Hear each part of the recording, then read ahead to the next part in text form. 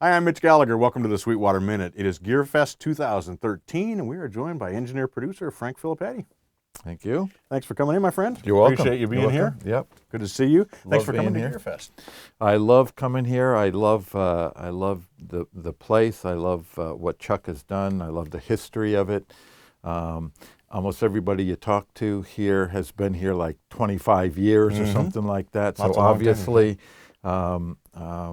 Chuck and everybody here love doing what they're doing, and so that's infectious. I love that kind of feeling. Yeah, that's great. I'm passionate about what I do, and I love to see people who feel the same way, even if it is in Fort Wayne, Indiana, which is not the easiest place to get to. This is my third trip out here. I found a new way starting the next time I come out. I'm doing it a different way. Yeah? The two airport thing is not working for you? Not working for me. Right. No. Well, next time let me know how it goes. Okay. Well, we appreciate you being here. You did a workshop for Yes. Avid and Audio Technica a little bit earlier. We're talking about analog and digital and microphones and all that good stuff. So great things there. Yeah, a lot of stuff that we, oddly enough, stuff we use in our every day in our profession. Yeah, that's wonderful. Wonderful. Kind of get all these like-minded people together. And, no, it's great. It's just I had so many things I had planned to do, a bunch of mixing things and stuff, because sometimes I get involved a little bit on the philosophical side, the analog versus digital thing and all that. And then, but I know the people there, they're okay to listen to some of that. But at the end of the day, they want some practical, information that, oh, how do I, why do you submix to this bus, or why do you do that? Or so some of that I had planned to do, but didn't get to it. Always running out of time. Always running out of time. That always happens. Yeah. So you were an early adopter of digital. I was an early adopter of digital mixing. Okay. I was not an early adopter of digital recording. I pretty much maintained distance from it, at least till the early 90s.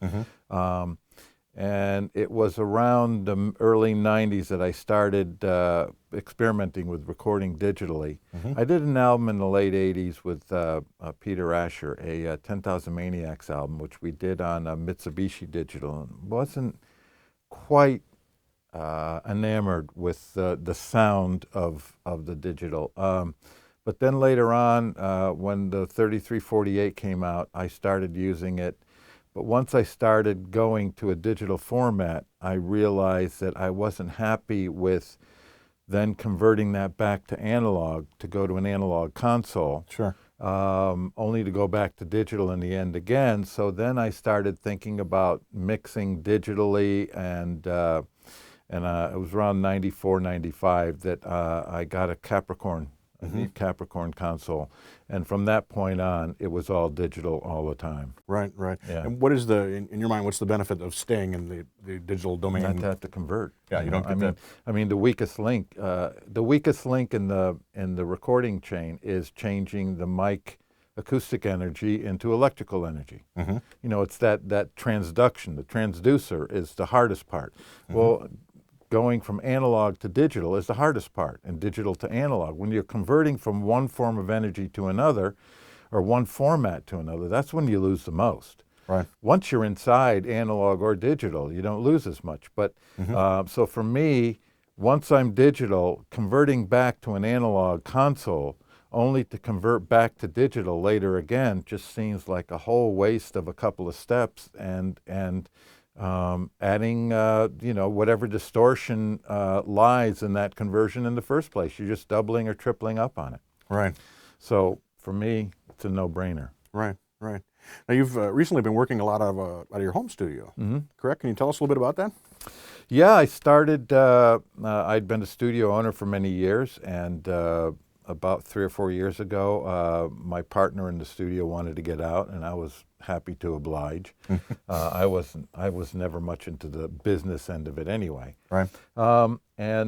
So when he decided to step away, I talked to the people who were going to take over the studio, and they wanted me to stay there with my room. My room was Studio B there.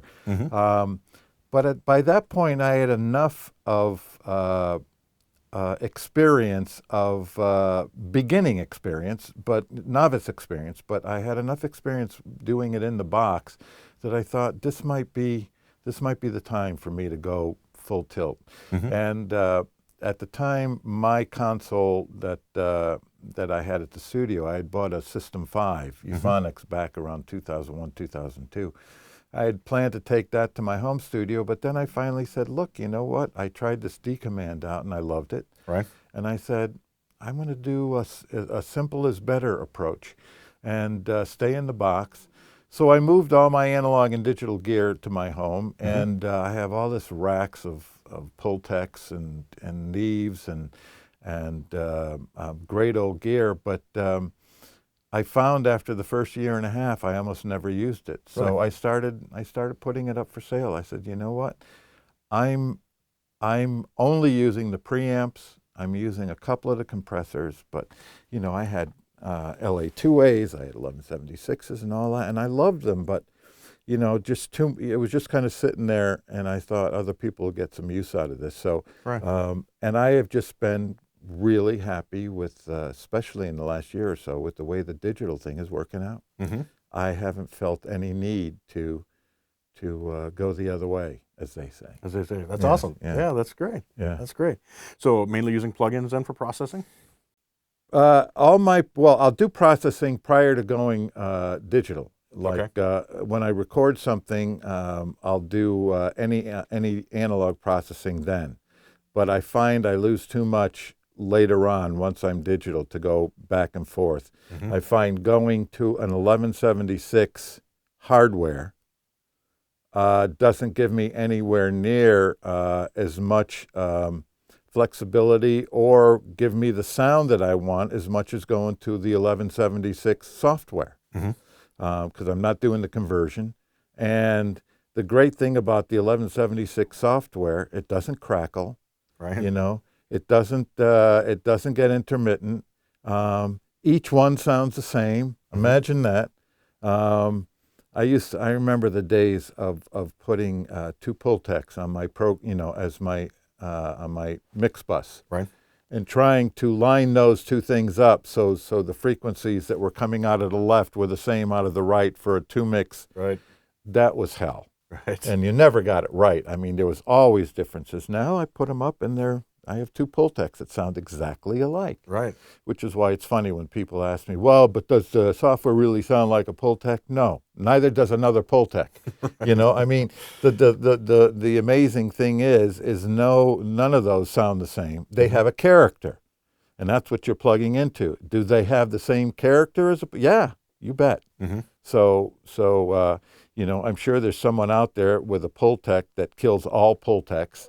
But the general Pultec sounds like a particular piece of equipment, and the software sounds remarkably like it. So that's great. Good for me. Yeah, that's great. That's great. That's great. So you actually started as a musician. You're a drummer, songwriter. You had a lot of success actually as a songwriter.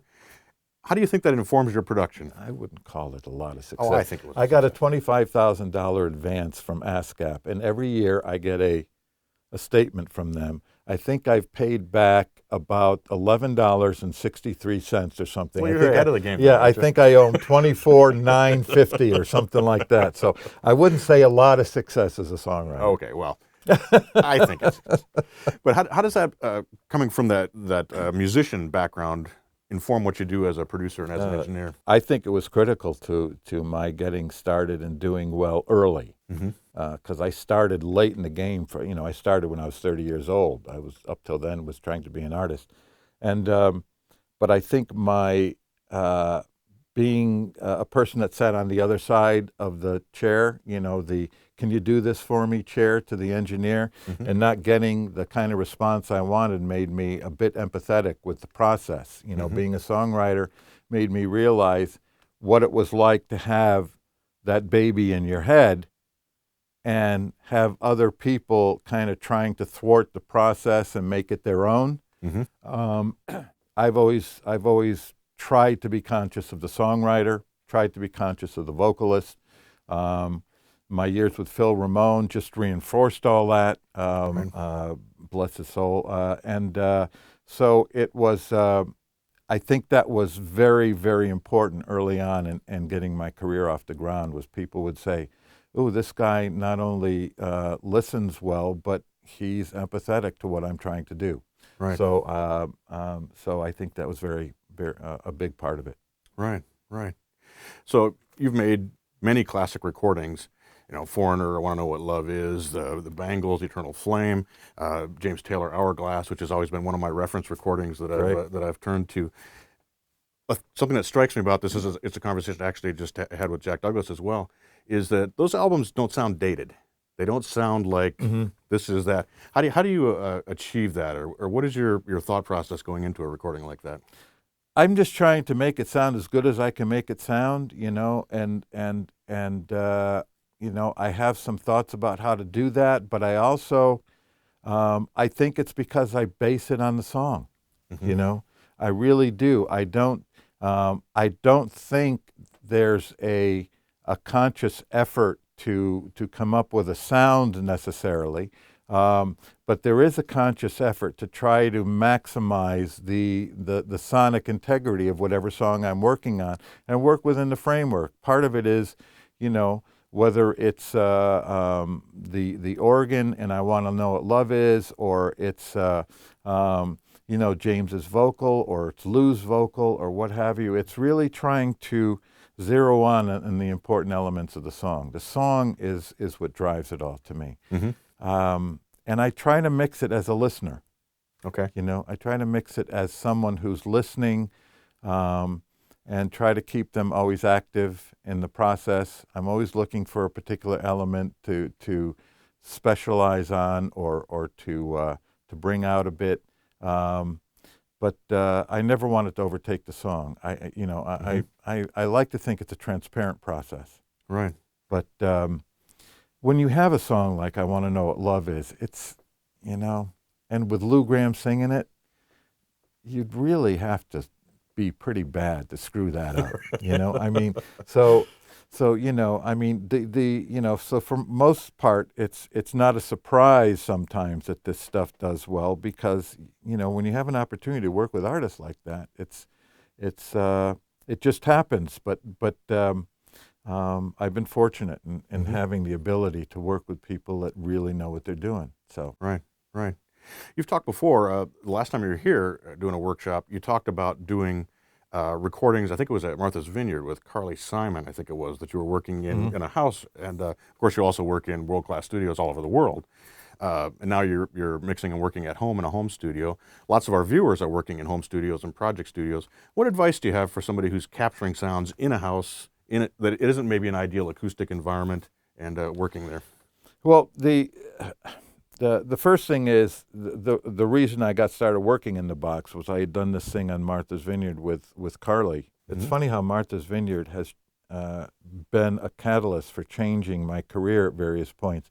James Taylor's album, I had done the Hourglass at Martha's Vineyard on an O2R and 3 DA88s. That's right. That was the thing that changed my philosophy about whether you needed to sit at a big piece of iron all day. I suddenly realized here, 16-bit O2R mic pre's and all that. That was the first time I really got a sense of the gear's important, but it's not paramount. In other words, you want to have good gear, but if you have good gear, you can get great sounds. You don't need great gear to get great sounds. You need good gear. You need something. So that was a very important lesson for me. The next one was when I did Carly's thing, and I did 3 or 4 songs at her house on the Vineyard, and then sent them to Bob Ludwig, who was my mastering engineer on that record, and he couldn't tell the New York studio stuff from the Martha's Vineyard stuff. That was the second eye opener. Again, coming from the Vineyard, oddly enough. Right. So that was a career changer again. That said, yes, you can work from home. And that's when I started to put all my efforts into doing the in-the-box home thing. But to someone starting out or someone doing it in a not ideal environment, I'd say fix the environment. Yeah. You can't do your best work if you can't hear properly. I don't care what you're using for a console. I don't care whether you're using the DAW as the console. I don't care what you're using for speakers. I don't care what you're using for microphones. But if you can't hear properly, you're not going to be getting the best out of you or your gear. It is extremely important that your monitoring environment be as good as you can get it. If that means deadening some things, if that means putting someone in. But I would spend more on getting the environment right than I would on whether I had an artist series or a System 5 or, I mean, I just think that the monitoring is that critical. I don't know. I have a pair of headphones, these LCD Audeze headphones that are amazing, and I can use them to go back and forth between speakers and mixing, but I can't mix exclusively on a pair of headphones. So that's the other thing. Headphone listening is so different from speakers that there's just no way that you're going to get a great headphone mix to sound, to know what it sounds like in the real world. So for me, those people in the home studio get it to sound good, and that's not that hard. You play records that you really admire and you just get them to sound good. Once you know that the bottom end is tight and the top end, it's not too bright, it's not too washy, then, but if you can't monitor right, I don't care what you have behind it. You're going to be putting out inferior mixes and inferior recordings. That's where it starts. Yeah, you've got to. If you can't hear the frequencies that are either overloading or underloading or whatever they're doing, and you can't hear the proper balance between the low, the mid, and the high, your vocal balances are going to be screwed up. Your reverb balances are going to be screwed up. Your bass, the balance between the bass drum and the bass is going to be, there's so many balances that are really kind of critical in a mix. There's the instrument vocal balance, but then there's also the bass drum balance. There's the keyboard guitar balance. There's the reverb versus dry. There's a lot of, not just level balances of individual, but there's actual groups of balances that are important. Sure. Some of us actually take those groups of balances and make them into subgroups, but however you mix these, there's certain critical elements that need to be taken care of. And if you can't hear those elements in their proper way, then it's not going to happen. Sure. You're guessing all the time. No one wants to guess when they mix. Right. It's just not, nowadays, because you can go back, people think, oh, okay, well, I'll just, I'll take it around to a few places and go back. But then when you bring it back, what freak, was it 60 or 70?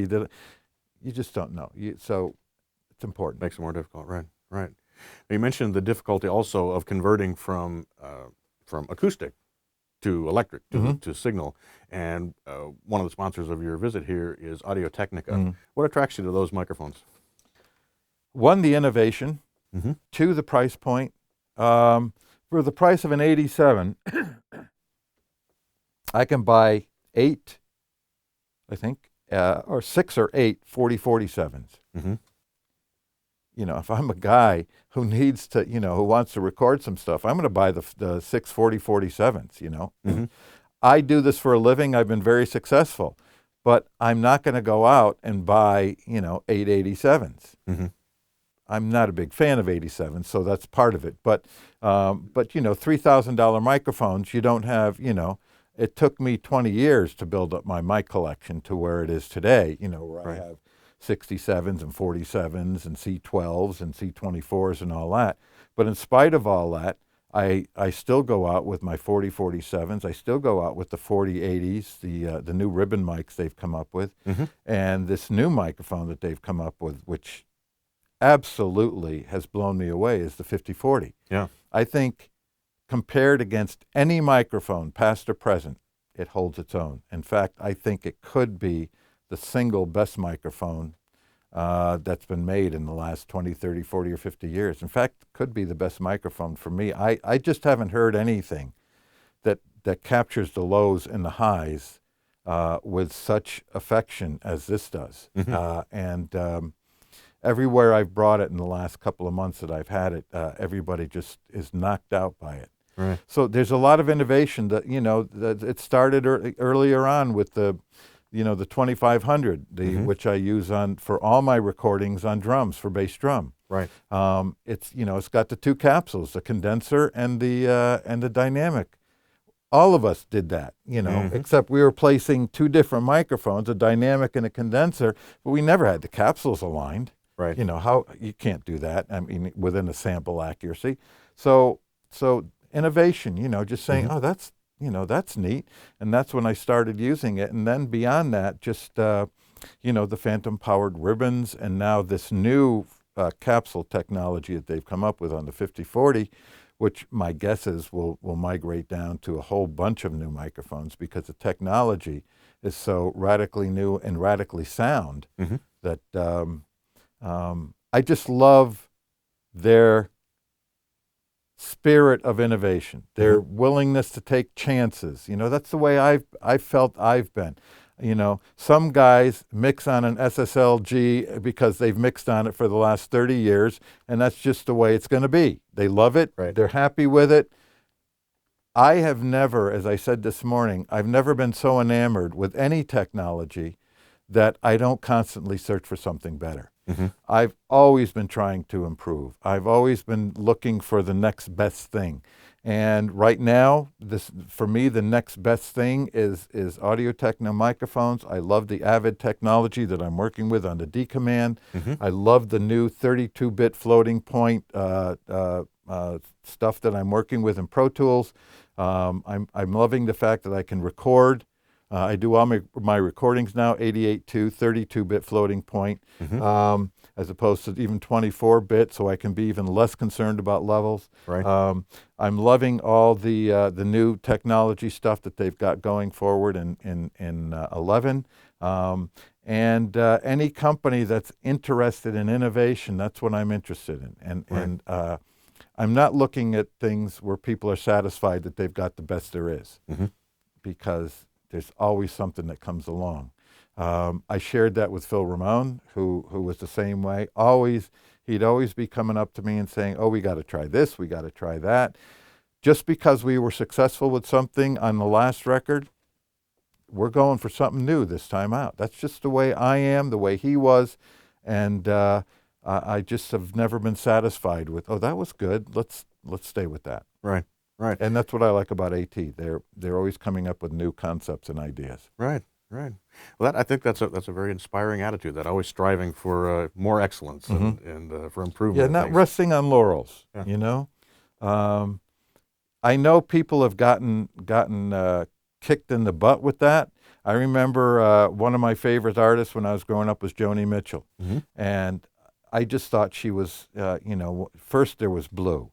And then there was Court and Spark, and then there was Hygeria. She just kept doing this journey, and people were saying, "Oh, they wanted the same old thing," and I was just traveling this journey with her and saying, "Where's she going to go next? This is unbelievable." That's what inspired me. Didn't inspire me, I was not like a Grateful Dead fan. Initially, I was, but after the 5th or 6th Dead album, it was kind of okay. I'm not that, I need that little spark. Now, That's not to say that I haven't listened to, the band, what's the DVD of the Martin Scorsese, Big Pink? No. Or the Last Waltz. The Last Waltz, yeah. I've probably, I watched it when it came out. I watched it on VHS, and now I'm watching it on Blu-ray. I keep, it keeps getting better, but it's still the same music. But it's just listening to that and listening to those guys play. I'll never get tired of that. So that's one thing. But I do like people who, so I don't mind listening. I just did Motown the Musical, right, in the studios. And I just love that music, and it was such a joy to go back and revisit it and record all that stuff. So, I don't mind the repetition and all that, but I do like the striving for something new and something better. Right. Well, that's a great attitude to have. It's what pushes things forward and makes things improve. Yeah, exactly. Otherwise, I'd still be mixing on the same old console, and I love my SSL 4K. But it's been a journey, and I've always enjoyed the next step. I'm Right. looking forward to the next step here. That's awesome. Yeah. We can't wait for you to come back and Yeah. tell us what the next step is. Well, the next step is I'm going to fly to Detroit and drive. Ah, okay. or I'm going to fly to Indianapolis Airport and drive, but I'm not going to do the two airport hop thing anymore. No, that's it for me. As long as you get here, we're happy. Exactly. Frank, thanks so much for coming in. You're welcome. Appreciate You're it. welcome. Pleasure to have you do the well, workshop. I just want to say, every time I'm come here, I'm thankful to Sweetwater and what they're doing, because I saw the people out there this morning, and they asked how many from out of state. Mm-hmm. People weren't just from out of state; they were from out of country. Yes. And it's amazing what Chuck has built here, and what the whole staff at Sweetwater has done. And I think the most amazing thing to me, and the most impressive thing to me, is almost everybody I talk to at Sweetwater. They've been here 15, 20, Mm-hmm. 22, 20. You don't get that anymore. Right. And so you've got a company here where people are dedicated because the man at the top understands them and just lets them do their jobs and wants them to be the best that they can be. And I've been here 3 times now. Mm-hmm.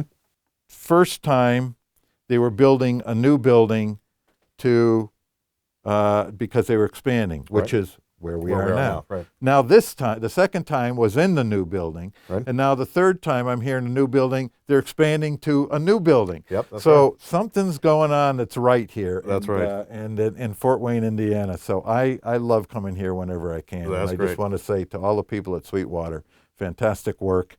I love working with you, and I love what you're doing for the kids and the consumer and everybody else. You're not just selling product.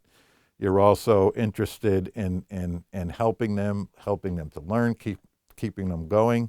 It's great. Thank you. Thanks for your kind words. You're welcome. I appreciate it. I'm Mitch Gallagher. Thanks for joining me for the Sweetwater Minute. There we go. Yeah. First applause track, right? Sometimes I say things that are funny or that should have applause, and I don't get it. So, Well, and a laugh track too, right? it's kind of like, that was funny, wasn't it? That was very Yeah. funny. Okay. Yeah, you're right. Thanks a lot.